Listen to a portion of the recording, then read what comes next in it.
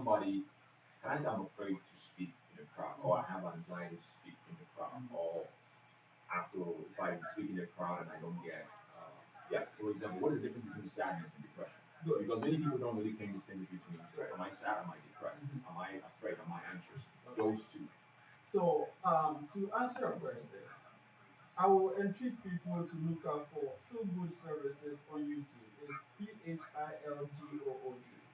When we were beginning, I mentioned that if we do not understand the disease processes, then it will be difficult for us to even know if we're having a problem. Right. And I say for you to look out for Feel Good Services because I take each condition and then talk about it in details and provide like basic uh, treatment modalities where stuff you can do at home to either identify or to treat it, right? So please look out for the videos and you see a lot of conditions that are being treated.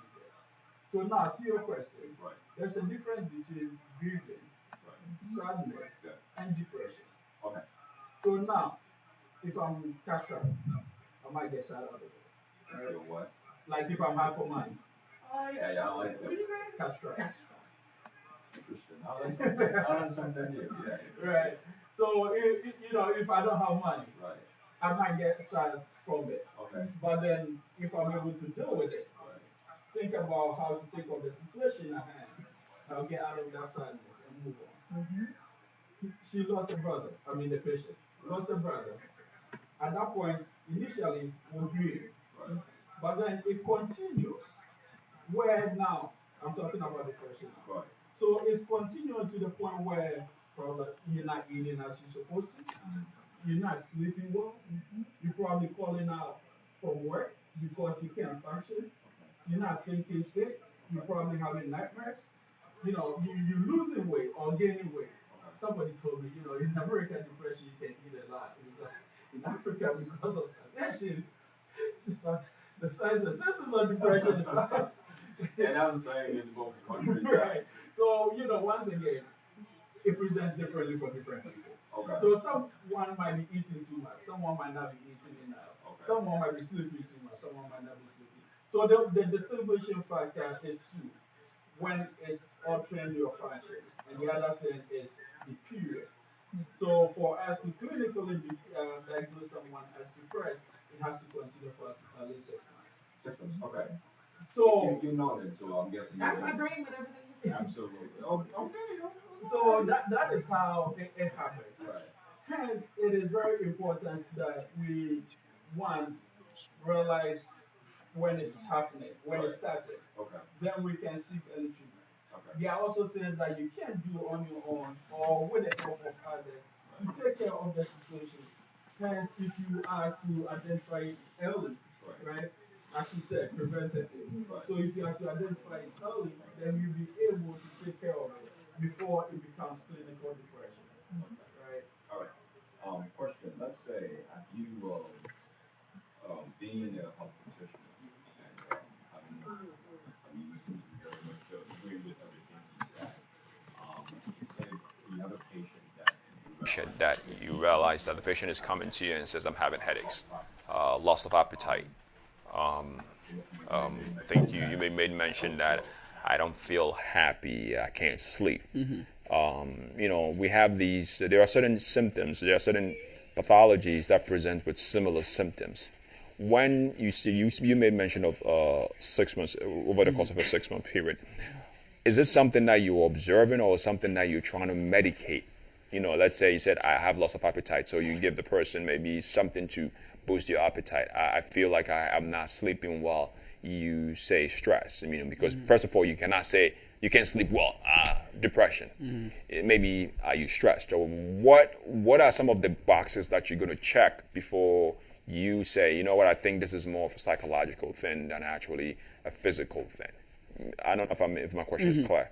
Actually, let's say the patient comes with the headaches. So I have a template normally with a couple of things that I'm asking questions. Right. Are you having double visions? Is your blood pressure okay? Right. There are certain things you're asking. Then some of these questions are social issues. Are you stressed? Is your family okay? Is this thing going on? But now I'm going to say in my practice, we actually use the PHQ-2. on every patient at every visit. I want to stop you. Screening for depression. Okay. P HQ2. meaning. Patient health questionnaire. Okay. It's a 2-question. Okay. How are you feeling over the past 2 weeks? Right. How have you been feeling? Based on the response that the patient gives me, then I will do the PHQ-9. I may end up doing like an anxiety screening. Okay. And as you're getting these questions, and it's now the patient's telling you what it is. And at my work now, we give them the handout so the patients, themselves can fill it out. Based on the response that I get, I can see if you have some type of a little depression going around and what we're going to do about it. Right. So where I work, we have the patient-centered behavioral home model. We actually have a social worker in there, an LCSW. And the minute we identify an issue, she's right there. Okay. So if you're at risk, you just lost somebody, that's why you're grieving, we can get you to come to talk to a mental health counselor. It doesn't mean you are going crazy. We're giving you a resource where you can express yourself. Okay. And we can get you out of it. Okay. But if now we have identified you truly have something deeper than that, then we can link you with the appropriate resources. Okay. Because people with untreated mental health disorders have the worst healthcare outcomes. So now, I'm going to say something Right. and then tie it to the topic for today. Absolutely. Okay, childhood and adolescent. I was actually mental going health. to go for it. Okay. One thing, there's no health without mental health. Correct. True. Okay. You want me to Thank- repeat it? There is no health Without without mental mental health. health. Exactly. And I think it goes in both ways. Your health physically has to be in good standing, and if you don't take good care of it, then you go into a disease, Right. and you find yourself in ailment. Please continue. So once again, there's no health without mental health. And secondly, when the mind is weak, the body suffers. Absolutely. Absolutely. Okay. So now, getting into the topic for today. Right. Once again, I'm going to talk about culture. I love talking about culture Go because for it. Go the for basis it. of everything Go for it. is influenced by your culture. Go for it.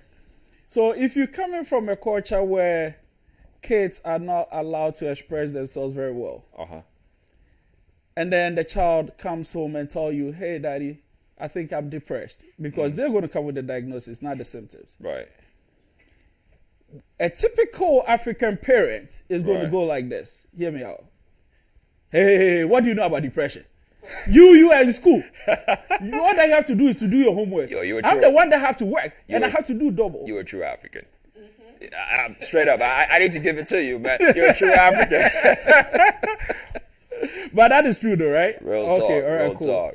Because I want to keep it real, That's so a that good- we can relate. Absolutely. Okay. Absolutely. That is going to be the response from the parent. Right. And then what the kid is going to do is just, from that moment, just keep quiet, Right. run to his or her room, shut the door, and that will be the end of the conversation. Right. So anything else that the kid is going through at that time, the parent, trust me, is never going to know again.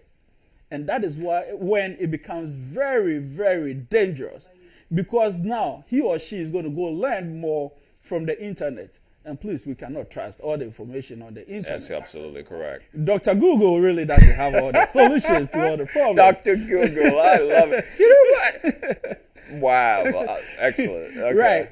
So it is very important Right. for us to be able to open up with our kids. Right. Talk to them. Right. Let them feel free to talk to us. Absolutely. If they're going through anything. The other thing also is for us as parents to be very observant. Once again, listen to the unspoken. Right. Why is this kid coming home and then going into the room and being in the room by themselves and being on the tablet the whole time? Okay. You think because they have the tablet and that is the new age. Right. But human beings are social beings. Right. Anytime you tend to isolate, Right. it also plays on your psychological status. Okay. Right? So as that keeps happening, then they might be going through depression, they're not telling you. Okay. They might be planning suicide, but they're not telling you.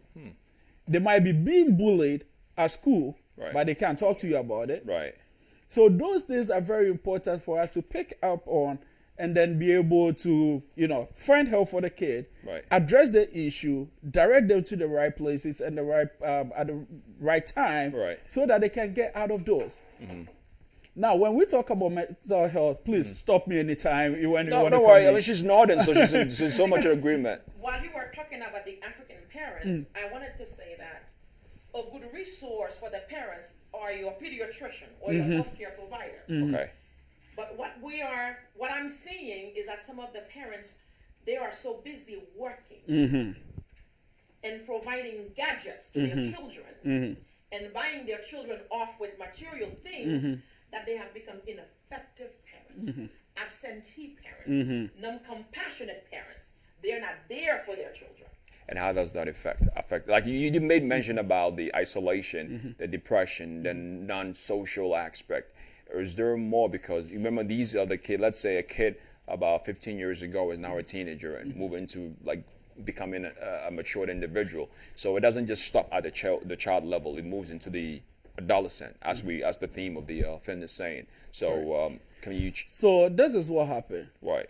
An absentee parent is telling the kid or the child Right. that human beings are to be stuck up, be with themselves. And human beings are not made like that. Therefore, your social skills, you're losing them. Okay. So you tend to have psychopaths, sociopaths, antisocial personality disorders, dependent personality disorders,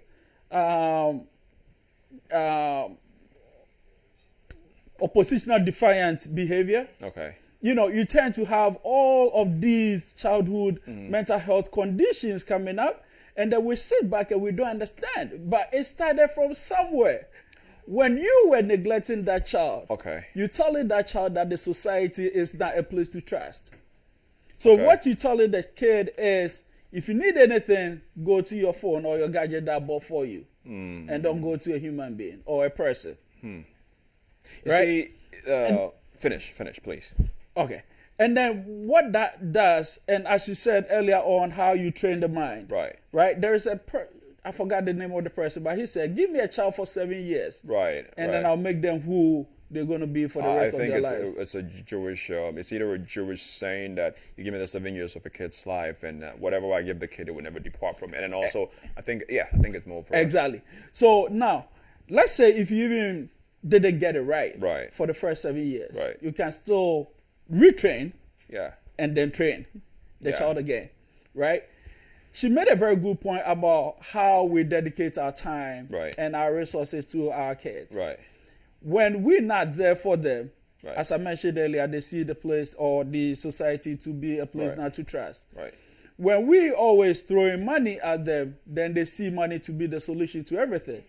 Okay. When we're throwing gadgets at them, Right. then we're telling them these are your friends. Right. Now, sedentary lifestyle leads to a lot of physical and then mental health issues. Absolutely. That's correct. Right? When you are able to get out there and then Right. play, what it's doing is, one, is clearing your pores, Right. so that your system, right, your kidney, your liver, and everything doesn't have to overwork Right. to do the excretory work. Right. What it's also doing is it's releasing some chemicals in your brain, Okay. like the endorphins, dopamine, Absolutely. and the neuroperipherins, and all Right. of that, right? I don't want to be too technical, but I just want to say these so that we will know that certain things are happening in Right. the mind. Right. So all of these excretory chemicals are being released, and therefore you tend to be in a good mood anytime you play. True. It just doesn't happen, Okay. right? Something is happening behind the scenes. Right. But now that you stuck in the room and being like this the whole time, Right. none of those are releasing, and hence why you're getting depressed. Okay. And you also mentioned something about anxiety, why Right. that kid doesn't want to talk in public. Right. There are so many forms of anxiety. Okay. They are the claustrophobics, those Right. who doesn't want to go out for some reason because Right. you've always given them that Right. and then told them the room is the place to be. So Okay. now they don't want to go out. Right. We also have someone with general social anxiety. They don't want to go out because you never introduced them to social places. Mm-hmm. We also have the one with agoraphobia, someone who is feared that where I'm going to go, there will be no room for escape. Right. Therefore, they're scared to go to places like that. Right. Hence, they're also there. Right. We have the claustrophobic. Sorry, I already mentioned that. Then we also have those who have panic attacks. Right. Because they'll be stuck in the room for the whole time. Anytime they're exposed to anything differently, then they tend to fear. I want to. Do you want to go on? I have because I want to give myself a time to catch up with you because all right, cool. it's so profound, it's so impact. There's so much packed in what you're saying right now. Not to take you back, but you made mention of said opposite. Oppositional defiant behavior. Can you elaborate on that? So that one is someone that is what we generally call someone who throws tantrum a lot, right? It's not like I'm just not happy. You can say you and your child, you always body heads. Okay. Yes. You're always butting heads. Okay. Simply put. Okay. Right. So whatever you say, he or she has a smart answer. Exactly. You say right, she says left. Rude and nasty to you. That's that. Right. So in that case, people think, oh, this kid is just, oppositional to everything. Right. But then the truth is, you always ignored him. So why am I now 15 years and then you're going to come from nowhere and then tell me what to do? Sure. But now I have a question. Go for it. I love it. Go for it. Oppositional defiant disorders. Some of us parents, we don't want children, we want robots. I say left, left, I say right, right. As Africans and black people, we do that all the time. Right. And that is also wrong. Okay. And that is also very wrong. And this is what you're doing to the child, right? Now, let me tell you this. Let me put it this way before I go into the explanation. Right. If I tell you, Sylvester, just sit right here, I'll be right back. Make sure you do not move. Okay. And I leave. What are you going to do? I will wait for a while, and then if I find that you deserted me, I will move. Exactly. That is the natural response. Yes. If I tell you, hey, Sylvester, please, I'm going to go. I'll be back in 15 minutes. Please do not move because there's something here which you might get hurt from it. Right. And then explain the why. Right. I don't want you to move. Right. Between the two, which one has a higher tendency of you obeying? The second one, because you've given me time, reason, and then you're actually giving me that the repercussion of my actions. Exactly. So now, with what she said, Right. how many times does that happen? I'm sorry to laugh, You, man. you live under my roof and then you obey my rules. And now I have one more question. Another tweetable moment. The I would beautiful love moment. to have a choice in there. Yep. Okay? Yep. I Right. would love to have a choice in there. Yeah. Let's say my mom. Your mom. I'm from a family of 13. So imagine me with a slew of extra mothers and fathers. You sit here, you don't move, you eat this. And some days I wanted to say, why? But if you give me a choice, you can come with me, or you can do X, Y, and Z. It doesn't make you less of a parent. It doesn't mean that you have lost control. Right. But for some parents, if we give our children or your child a choice, it means that you're letting the child guide you. That is not correct. That is definitely not correct. And that is why we have to change our attitude with which we train our kids or deal with our children, right? Now, this is the funny thing. In America, when you turn 18, Right. you are legal, right? You That's can leave the correct. house Yeah. and Yeah. everything. Right. To an African parent, an 18, 20-year-old, 15-year-old is still like a baby. It's still a kid. To a Haitian parent, unless you're married, you are still a kid. Thank you. I love this. I mean, I like how you guys have been very practical, very truthful about it, because I have a comment here from Felix Michaels. It says, culture is our biggest barrier in the African community, and I think we dwell a lot on the aspect of culture that doesn't actually work good for us. It says, let's take the good things out of our culture and leave behind the things which drains us. And Trisha is clapping. He's like, oh, this is phenomenal. And we hear from we hear from another. Felix is saying, it says, I'm still watching. And the focus point, it's like this is like really, really good going on. So thank you, viewers. We also welcome any questions that you might have. Feel free to ask any questions that you might have, and we'll make sure that our like you don't dignitaries mind, are able to ask. Yeah, go for it, I please. will add something else. Right. We have a family, okay? Which says the family is the wife, the husband, the children. But we don't make the children part of the family. They are our robots. And that is wrong. Very. Because I am saying this from a primary care point of view, because it's by the time I'm seeing your child, that I will be looking for resources and referring that child to your services. Because I have identified a problem or a potential problem and I need help. Right. If you have a child, you need and you must respect your child. Don't call your kid an idiot. Don't call your child distinct. Don't call your child a you. Don't call me that. Let me tell you something. Go for it. Let me tell you something. Go for it. If your mom and your dad have a problem, Right. that kid, your head is big like your dad. Yeah. And then the mom will come like, no wonder you so dumb. Right? First child. You your father, and you especially if Right. you named after your mom or your dad.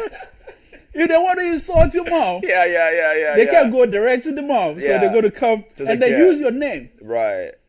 right? Right. Sewa, Uh, your head.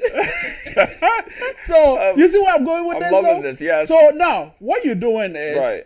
you're trying to go after his or her mom, Right. but then you're going through him or her. Right. And what you're really doing is attacking the image, self-esteem Right. of that kid, That's correct. right? Right. So now we're talking about mental health in children and adolescents. Absolutely. So now, instead of you going straight to your target, Right. and this is what we call diversion, Right. because probably that person is in authority, Right. therefore you can't do it. Right. If we're named after that uncle, Right. I can't go to that uncle Right. and tell him my mind. Right. So I come to you and be Yeah. like, hey, Sylvester Wusu. Yeah. What you doing, just always say. I love it. Your big head, the structure Your of big the head and like he's so that. dumb just like his childhood. Right. But I have nothing to do with it. Right. But now, seriously, what you're doing to that child is you're telling the child, one, he's dumb. Right. He doesn't look right. Right. You're always using his or her size Right. against him or her. That's correct. You're always using his or her performance in school. Right. You're always talking about, his or her figure. Right. Now, this is what happens. He or she goes to school. Right. And then in school, the children over there are also telling him, hey, you so dumb. Right. You so big. Reinforcing the message. Cycle. Reinforcing the message from home. Right. So now, as a child, all that I grew up knowing is I'm dumb, Right. I'm fat, I'm not good. So I grew up with that kind of self-esteem. So Right. now this is what happens. Right. And now I'm going to go into social issues a little bit and then come back to mental health. No problem. Go So for now it. this is what happens. After hearing all of this, Right. as a young man, Right. if someone is to come to me and be like, hey, if you had to smoke this or if you had to use this kind of drugs, it's going to make you feel good, have some euphoria, see the world on a different level, Right. use all the good terms and everything. Right. What makes you think that I'm not going to go try it? I mean, yeah, that's a form of escape. Exactly. As an escape, As and an escape. and it becomes a trap. Then it becomes a trap. Right. Then it becomes the introductory drug. Right. And then by the time you realize I'm doing the hard stuff. Right. And then you asking what happened. And you're going to go to church and pray about this one, please. But let me come in here a little Yes, bit. sir. I know you really jumping. She's Get on excited. there. You know what? Just so I don't allow your excitement to. I don't want to dim your That's excitement. fine. You just Go go for ahead. it. Go Go for it. ahead. Because my thing is, what I tend to see is that yes, our parents play a big role in this sometimes unknowingly. They do these things unknowingly. And I think there is something that I call an innocent harm or the innocent effect, because they are old trees. That's how I kind of, and then if I find, so anybody finds this insulting, I apologize. But what I mean by an old tree is that they're only using what they know, because maybe when they were growing up, that was the method, that was what was used to how they were raised, and for some luck or for some reason they came out okay. So they are only using what they know, the only means of knowledge about how to raise a kid. And then we, fortunately, being not tunnel minded and we are exposed to a lot of things, we're saying, hey, I'm going to say something, I will make sure I translate. There's a word that most of our parents use and say, abefo. My Bible for them, they feel like when we suggest other alternatives, we are trying to breach from the norm. You understand? And then they always say we think we know it all. Because sometimes, for example, let me give you a scenario, and then you tell me how you're going to handle it. Both of you, actually. Most parents, and I believe, and I stand corrected if I'm wrong, please tell me I'm wrong. I think most parents drive, or they're driven by fear. Because every parent's concern or fear is to make sure that their kid excels, their kid becomes responsible, because they feel like when the kid excels in whatever they become or where they excel, they're great, their job is done. Especially from mothers, when they see their daughters get married, they feel like, whew, I did my part. For a father, when the son becomes somebody prominent in the society, or do something, it's like, that's my son, that's my daughter, that. So let's just say, like, the kid is growing up into the child, the adolescent, and then all of a sudden you see a nosy neighbor or somebody says, oh, I saw your daughter doing this. Oh, I saw your son doing that. And the parents tend not to, like you said, sit the kid down. Oh, I heard this. What is the truth? What is your side of the story? I told you should do no. Is that coming from a fear thing, or what's especially from the African, because when you say Haitian, we're all Africans. What do you think is driving that reaction from the parents, and do you think there's a better way to go about it? Because you don't want people to judge you and say you're a bad parent. Because your child represents you. So if your child go out there and makes mistakes and misbehave, it reflects badly on you. And no, it doesn't. No, it doesn't. No. Okay. You know my daughter. I do know your daughter. Okay, I do have a daughter. I realized from day one that she hated change. Ashley hates change with a passion. Yeah, wow, I can believe you mentioned her name. Yes, I will. Okay. She's my own daughter. She's not a patient. But when I realized that, my husband and I, we had a discussion. Because of the nature of my work, you can work X, Y, and Z hours. Me, I'll work X, Y, and Z hours. So I spend the majority of my time working weekends. I work every Sunday because it makes my daughter comfortable that I'm home when she wants. And when I'm at work, her dad is there. It works for us. So now I don't let her go out of my sight. My Haitianness will still show. Yes. Yes, your Haitianness will show. My Haitianness will still show. But I was one parent that I did not let my daughter go out alone. Because she's a young girl.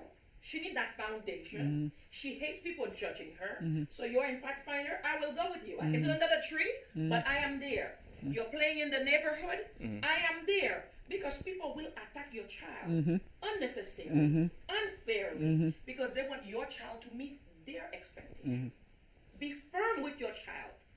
This is my expectation. My expectation, I am not raising any children for Ashley. I will raise Ashley, but I'm not raising your children. You go to school. I don't care if you want to be a lawyer, a doctor, or an engineer. Do whatever you want. Be responsible. And yes, when someone come and approach me, Ashley did X, Y, and Z, I will sit down with Ashley and talk to her about it responsibly. I will not just, ignore the person. But if the person is in the wrong, I will correct the person. Because your child needs to know that you will not judge him or her, based on other people's expectations. Right. And this. Go for it. Once you finish, I think there will have some few questions here. Okay. So let me say this though. I don't know if it's a disclaimer or what, but it's not like we're bashing our African parents. No. Right. No. Because I just don't want someone to go out with that. Right. Because I think they're doing everything that they're doing with the best of intention. Correct. It's just like the only problem is that what worked in those days will not work in these days. Right. And that is why we provided the education so that we can do what is contemporary and then meet the needs of the 21st century. Right. That is all. That's all. Right. Now, she did make some very good points. Right. We're talking about absentee parents and then how it impacts our children. Right. So sometimes we have to make sacrifices to be able to meet the needs of our kids. Right. The other thing, once again, going back to culture, this is the other thing though. In our culture, Right. the kid is not just yours. Right. Right. Right. We have an extended family system. Yes, it takes a village. It takes Thank you. Yes. When we bring the kids, because she mentioned that we are Adventists, so I'm Right. going to go back there. Right. Go back to that. When we bring a kid to church to dedicate, Right. the pastor says something, and people probably don't pay attention to it. All of you who agrees that you're going to help to raise this kid, Right. raise your hands before Absolutely. he prays. Right. Right. He does say that. So if I raise my hand, Right. committing in front of God that I'm going to help raise this kid, then I Right. also feel like I owe some responsibility. Once again, with all good intentions. With all good intentions. But this is what is happening. Uh-huh. Now, in the effort of Philip trying to make sure that Samuel is growing to my expectation, Gabby's trying, Sylvester is trying. Right. So now we got a confused kid. So for me, as the parent, Right. I have to be the one making sure that, okay, this is the line we're going to toe. Okay. All these people do have a role, Right. but they have a limit. Okay. And this is how you, as the parent, Right. is the one to guide those limits. Okay. As she said, when we were growing up, right? Right. 6 boys, Right. 1 girl, in 1 house. Wow. Okay, that tells the whole story.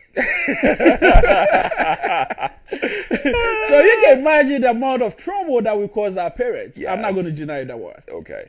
So you can imagine the amount of complaints that are going to come home every day. Right. Right. But now I understand something that my dad did. Okay. Anytime that somebody comes to complain, Right. he gives them a very nice political good answer. Political. Right. Just because you don't Right. want that person to also feel bad, like, don't talk Right, about my right, child. right. Because if not, they might be really in deep stuff. Right, and then they're just going to No one watch will it. tell you. Right. Exactly. So nicely tell that person off, and then, they go in peace. Right. When he comes home, he's not going to, not always, Right. just going to go yell at you and all that. Absolutely. Hey, Philip, I heard this is what happened Right. when you went to AYS or Yeah, when right, you right. went to school or something like that. Right. What really happened? True. It gives me the opportunity for me to tell my side of the story. Right. And then from that, he'll be like, okay, with this, you could Right. have handled it this way or that way or this way. Okay. Right? And then, of course, when you need a whooping, I want to come in. But, I'm just saying that it Right. takes a village. Right. And, of course, it is good to have that support system. Okay. As Felix said, we have to take the good out of our culture And then build on those. and then leave the one draining us. The ones that are draining us, then we Right. have to reconsider. There's a lot of good about our Our culture. culture. Because there are certain things that, our extended family system, once again, Right. is a huge support system. Right. That helps us for us not to go into some psychological problems. True. I know people, because I used to be a hiring manager. Right. I know people that lost their jobs because of childcare issues. Oh. Growing up, I don't ever remember my mom having childcare issues. You know what? It's funny. It is true. And I want us to read a few comments and then Please we'll come do. out. But when we come back, I want us to also jump into. I think we're doing we're doing very well with the child. I want us to move a little bit to the adolescent. The adolescent. So we read a few comments and we go into the adolescent version of it. Let's. It's not a disclaimer. We're not saints. Nobody's a saint. We're not better than the viewers watching out there. We come in here and we say things that are on our minds, that we know, that we have studied, that it's proven to work. It doesn't mean that we are better. And also, our parents, we're not actually, saying that you guys are bad parents. And that's not what we're saying. What we're saying is that based on proven facts, there are better ways of handling issues. Like you said, I wasn't a saint. So how many brothers? 6. Yes. That's like a flip. I was the only son and had females. So I try to just sleep. I wasn't a saint. Nobody is a saint. I was a Hillary, right? So I'm gonna go back reading a few. I was one of the best ones. We had some problems. I'm gonna go back. I'm gonna go back reading a few comments.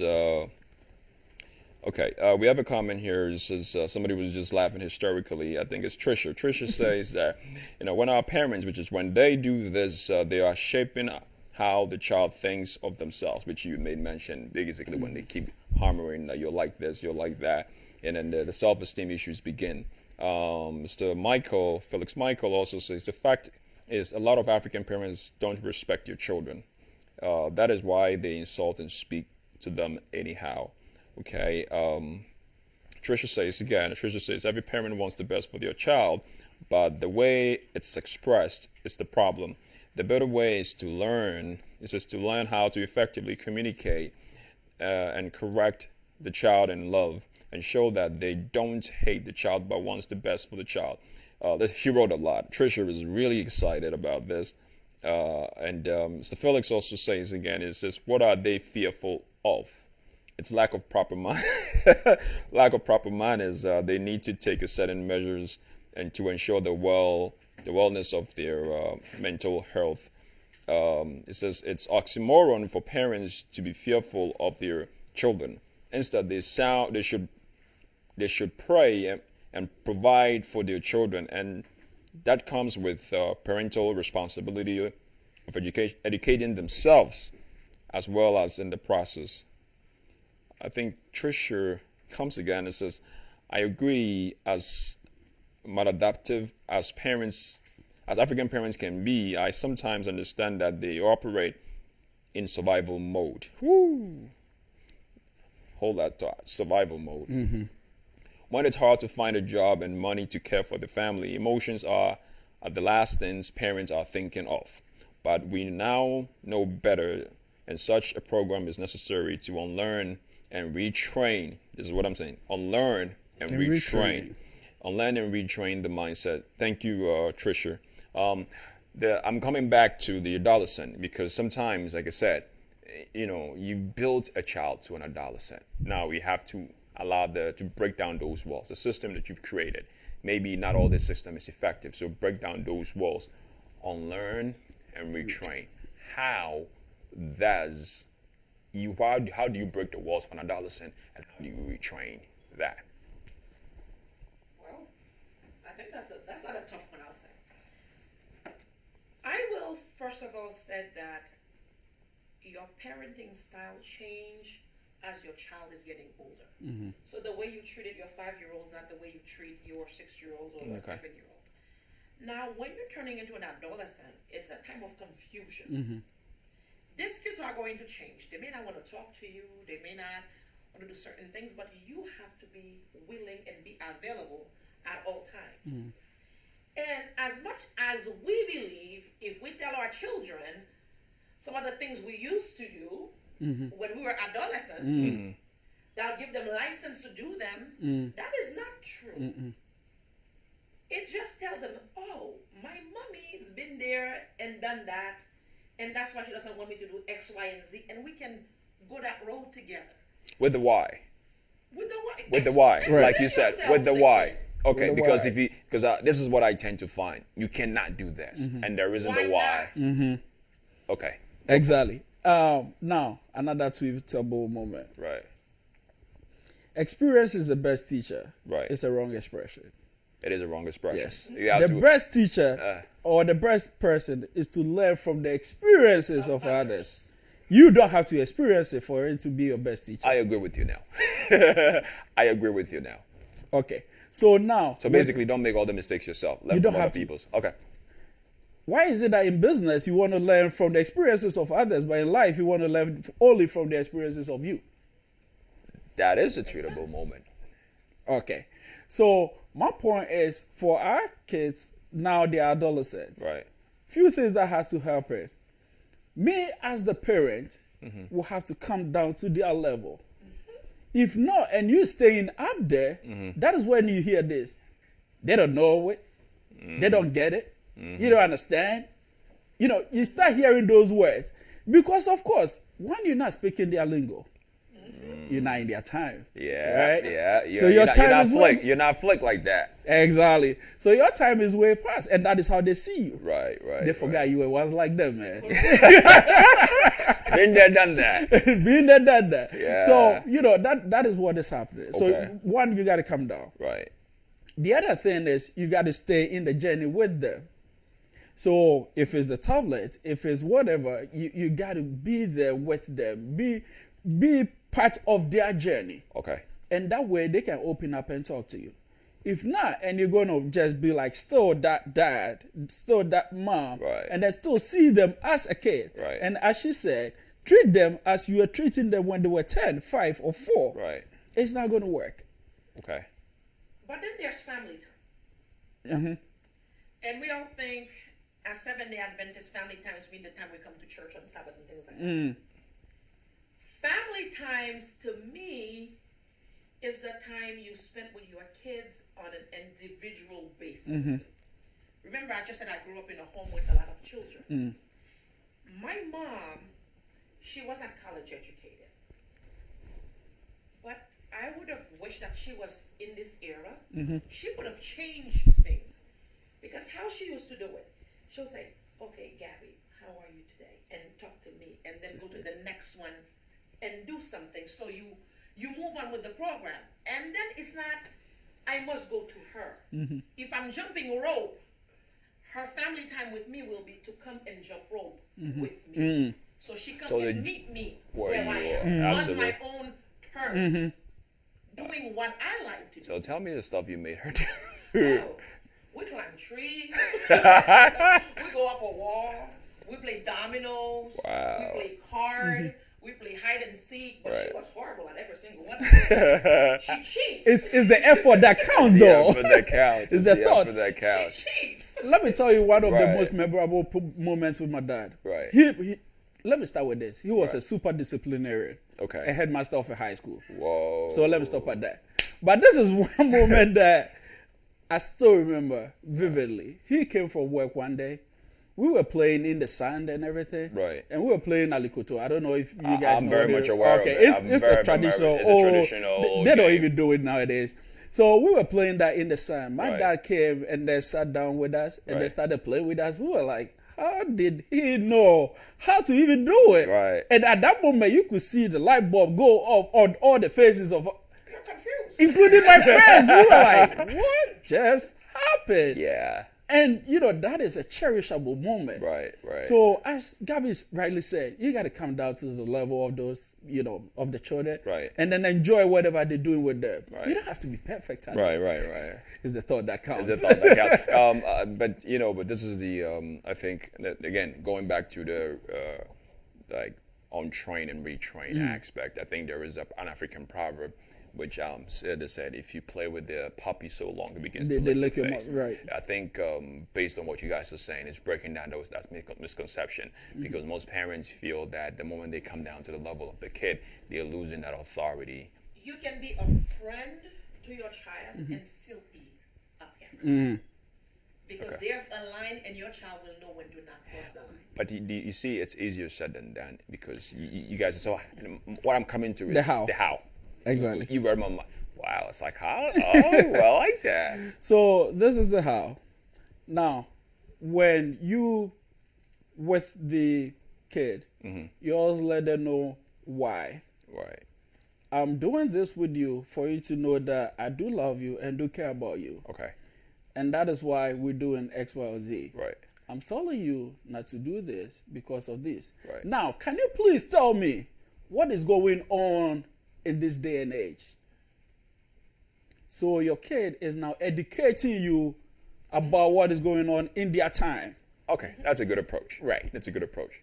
And at that point also, you do not start when they're already 15, 14, 15, 16, when Right. they're already, rebellious and everything. Right. You start that when they are like 12, 13. Right. The transitional period, you catch them, right? And then you start having them educating you. So now they feel like mommy wants to know about us, mommy cares about us. Okay. Whenever they're having time with their friends, you pop in there, hey, you guys doing okay? You throw in one lingo here and there, and Right. then they feel, okay, Yeah, my always catch it out. right, mommy's catching They'll up. laugh mommy at know- you a little bit, but yeah, it's they'll all still good. do. They'll still do. Right, But right. then you spend that time with them. You spend Right. some few times with them. Right. It makes you understand what are they doing. Okay. Right? Right, And right. then you excuse them, they have some time. So this is what you're doing. You're giving them enough privacy by invading it also enough for you to know what your kids are also doing. That's a strategic. I love. She's smiling from cheek to cheek. She's like, So that is how you manage those things. Right. And then the other thing is, as she is teaching you, please Right. just do not listen and then get out of the other one. Right. show that you are really interested, Interested in and it, then okay. doing that. So that is how you manage those. Now, when it comes to when you have to correct her, Right. you have to let her know. Okay. At that point, she knows that mommy loves me, and that's why she does all of these for me, Right. and with me. Right. Therefore, if she's telling me that this is wrong, then she's doing it out of love, Okay. right? Okay. So at that point, you've won her trust, Right. and therefore, if you have to tell her something, it will be receptive. Okay. But when you always against me, Right. and then you even telling me something that is really out of good heart, Right. I still don't see it that way, Okay. because I already built a defense. Okay. So anytime you say something, Okay. I'm gonna ask you a question, but I'll have her talk. I'm Sure. gonna ask you a question. Yes. The consequences, Mm-hmm. the punishment must fit the crime. exactly. Okay. We tend to exaggerate. Mm-hmm. Uh-huh. You don't make threats that you can carry out, Mm-hmm. then you become an ineffective parent. Making threats you cannot. Carry. You cannot. Okay. Like some of our parents. I'll bring you to the doctor so you can have shots. I'm like, I don't live in your house. Right. So stop using me to threaten your child. Mm-hmm. Absolutely. So if you can give your kid a whooping, says that's what I'm gonna do. Right. I'm If you're going to take spank away you. the tablet, Right. say that's what you're And going to do. if you Right. said you are going to take away the tablet, Take it away. the tablet. I love this. Listen, crying never kills. Correct. True. So if I'm going to take away the tablet and you go to cry, I'll take it away, you cry. Okay. And I'll give you something else to cry about. Exactly. Okay. No, So- but this is the thing, though. No, this is the thing. It depends on where they are, though, because Right. we're talking about adolescents. Now we're talking- and then we I- talked about now this. kids. So I don't want us to get Okay. confused. I don't want to exactly. Right, But right. let- But who pays the The bills? for the phone and the Exactly. and Exactly. It's a So matter of bring me your device. exactly. So let me ask this question, Okay. because the question I intended to ask you, and then you can chime in on it as well. You see that when people get into the adolescent, let's just say we talk about the 13, 14, 15, and the teens, any number with a teen in front of it, 18, 19, because when you get 20, at least you can reason a little bit. But any number with a teen, and I find it that you, one of you, correct me if I'm wrong, said it's the confusing age. Yeah. As a parent, you're battling with your peers, peer pressure. And the peers, you're battling because the peers are saying this, and you as a mother are saying this. I'll give you a typical example, curfew. The peers are saying, really? Your curfew's a 10? Right. Like are you seriously Seriously? right now? Right. You understand? Psychologically, they're looking at it like, that sounds good. And then you're looking at them like, I want you home by 10. And they're like, you love me. But right now, this sounds good right now. How does the brain accept the channel? Like, this is love, this is dead me, like the dead devil. You know, we all accept that we were in saints. But the curfew, battling of the peers in the adolescent world, how is that going about? So let me use the same example that I used earlier in terms of showing love, discipline, Right. and then you being part of it, Right. and explaining the why. Right. So this is how the mind also works. There is a point A, and then there's a point B. Right. With time, with the social influence that comes in, your position is always going to shift. As a parent. Either a parent or a child, whatever it is, Okay. right? Your position is always going to shift. Right. So now, when your child was like 12, 13, you ingrained in her that you are a part of her journey, Okay. and she was at point A. When the peer pressure comes in with about anything, and she starts to move, she will only get to point B. So she will move, but not that far. Okay. When the position in point A is not well ingrained, and then she already is started from point B or C, she's already further down. So when the peer pressure comes in, she moves way further from the point A where you want her to be. And that is why it is very important that you let her understand the why and get to be a part of the journey at point A, and grain in her, let her have that, in her.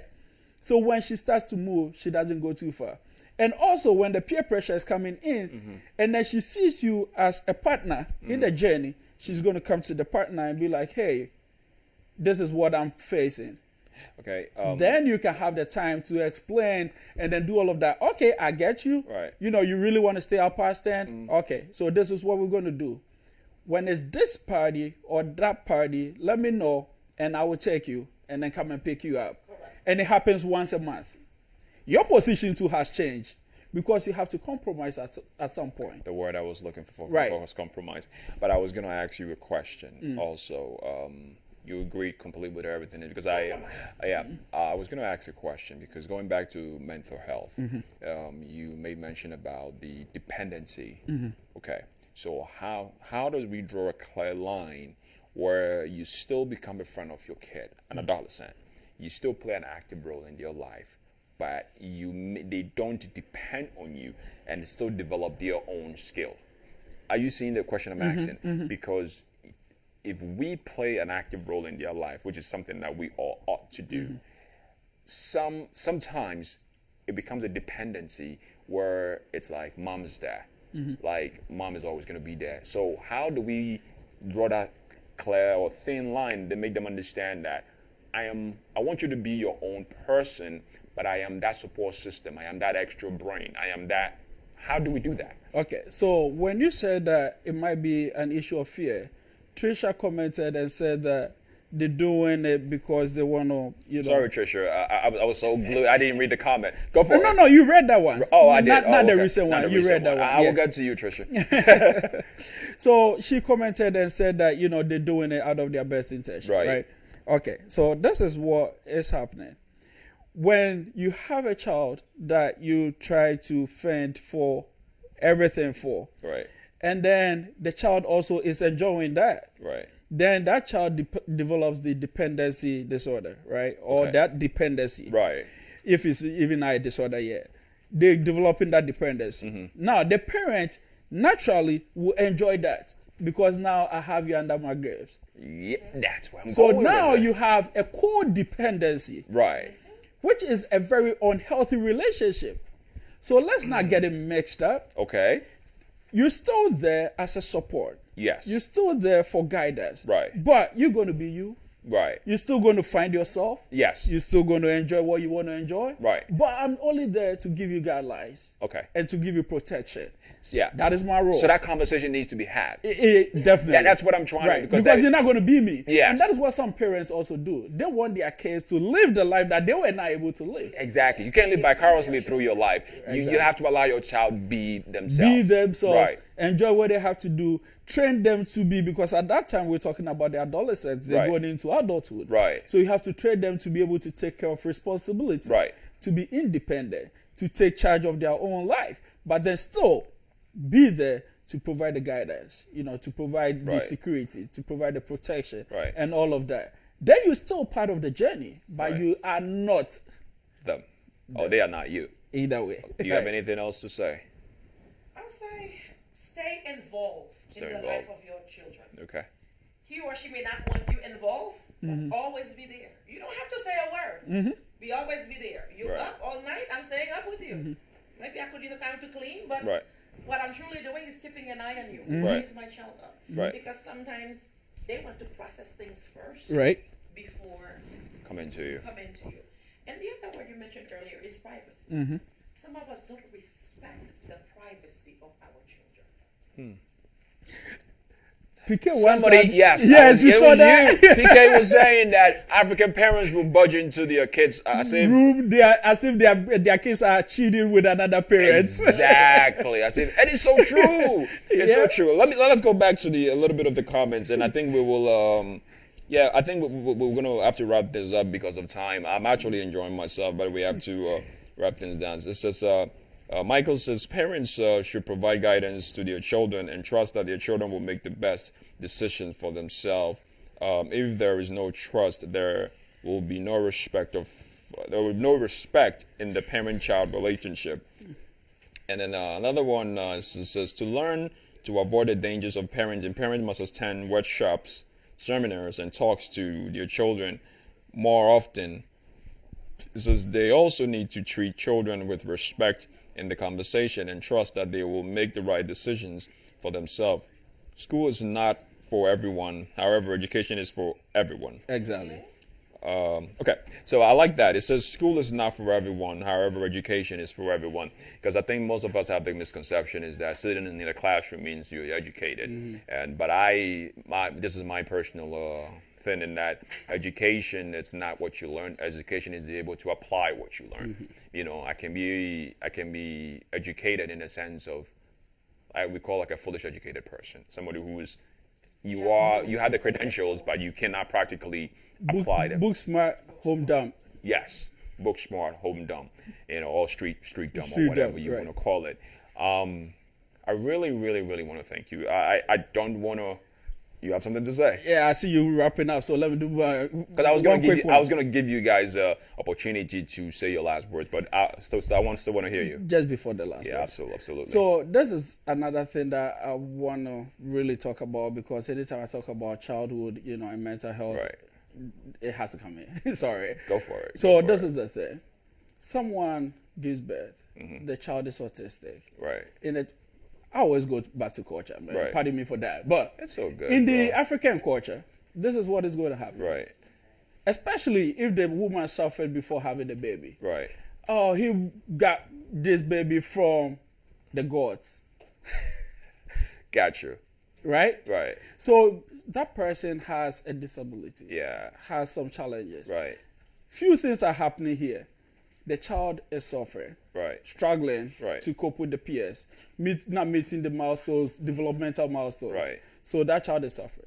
The mom is grieving having a child like that. Right. And now you have the society compounding the problem by giving the child labels. So the mom now don't feel comfortable taking the child to social places. And now making the lives of those individuals complicated. Please, as a society, let's not be a part of the problem. Let's be a part of the solution. When we realize that someone is having some difficult times, please let's approach the person and provide support instead of going to that person and saying things that are more discouraging. If you don't have anything good to say, Keep your mouth shut. thank you. So, in a nutshell, understand before you speak. Please. If you do not understand, Just keep quiet and move on. right? Okay. Thank you, viewers. Thank you for your questions. Thank you for your comments. Greatly appreciated. We always ask that you put your Facebook Live. You watch us Facebook Live on A2TV every Saturday between the hours of 5 and 6. Today we kind of went a little bit above time because we wanted to dove in and actually digest everything. I'm going to give my guests about 2 minutes each to actually say their last words, give shout outs to anybody they wanted to make shout outs to, and whatever message you want to put out there, because A2TV is a place where you can speak your truth, say your story, and then allow things, say things how you want it said and not be edited. Okay, so we'll start with Gab. You can go first. Okay, I'll go. Mr. Phillip, you go first. What are your All right. 2 minutes for your last 2 words? Viewers, thank you very much for being part of the show. We really appreciate all the comments. Those of you watching, we greatly appreciate it. Join us next week and anytime we come on air. My last few words are, we have to realize that children are not robots. Right. We are there to provide security, guidance, and protection, and not to just, work them as puppets. Right. The other thing is there are so many mental health conditions, and mental health is different from mental illness. And either way is not wrong for you to have an illness. But it is very important that if you do not understand what they are, then your perception about mental health is going to remain the same. Hence, 1, you'll not be able to identify, 2, seek treatment, and then 3, help somebody else.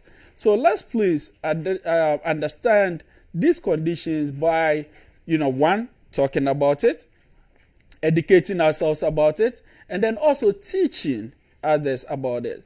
So please stay involved, stay engaged with these kind of conversations, and I'll entreat you to also look out for Feel Good services on YouTube and Facebook, and subscribe to our channels so that you can receive educational videos anytime we release them. Thank you very much. Thank you very much. Thank you so much for coming. Thank you so much for coming. Really appreciate it. Anytime. Thank you to the viewers. Thank you, Mr. Phillip. Sure. Thank you, Sylvester, and the person who invited me.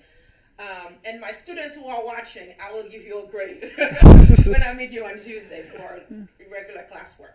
I wanted to tell our parents, you are doing a great job. Mm-hmm. You are there for your kids, but things have to change a little bit. Mm-hmm. I'll say your healthcare provider, your primary care healthcare provider, is a great resource. Bring your children for those annual wellness exams, because we help screen your children for developmental disorders, mental health, mental issues, whatever issues, because we actually create special time during those visits to address bullying, mental issues, things in the home, things at school. And we take the time to not only educate your children, but educate you. And if you have any issues or concerns about your child, take it to your healthcare provider. You can have a resource there. Don't give up. Parenthood is hard. It I'm is. on that journey with you as a healthcare provider and as a parent myself. God bless everyone. Any shout outs? Oh, my daughter Ashley and my husband Aslo. Love you guys. Any shout out? Hey, I want to say a huge thank you to the family, because they've been very supportive. Right. My wife Juliana, the 3 kids, my parents, brothers, sister, Right. every loved one, man, and the Feel Good family. You've been great. Great. Thank you guys for coming. Greatly appreciate it, like always. Hopefully next time when we reach out to you guys, you guys will come in and help us make this show a success again. Viewers, thank you for joining us again. Today I'm sitting in the chair of Batampa Ifia, which you will see her next week here with another theme and another program. Without saying much ado, I just wanted to say one last thing, which I think I think Trisha was so active in this. If I don't give her that shout out, Trisha's gonna kill me. And So Felix. Trisha, and Felix, yes. Please, we would greatly appreciate your comments and your contributions. Lastly, I wanted to say something that Trisha said, so at least she knows I really appreciate. She said it's easier to build a strong child or children than to repair a broken adult. And she said it's Frederick Douglass who said that. I don't know if she was quoting somebody. Yes, this is Frederick Douglass. So Trisha, I hear you, and please stay tuned. Next week, by the grace of God, we'll be on 8. We'll be here between the hours of 5 and 6. A2 TV, we out.